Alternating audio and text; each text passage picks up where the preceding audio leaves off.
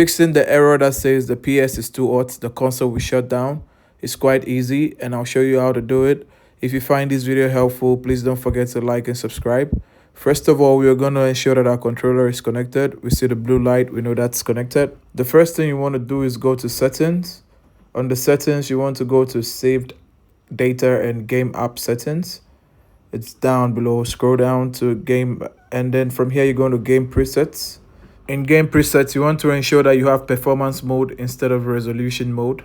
From here, you should go back to system, and in system, we can go to check for the system software update. Go system software update, ensure that we are up to date. From here, we should go back and go switch off the PS5 console so we can properly place the PlayStation device itself for better aeration.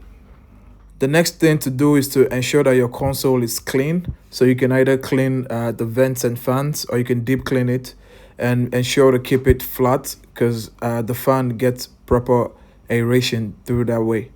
If you find this video helpful, please don't forget to like and subscribe. Until the next one, see ya.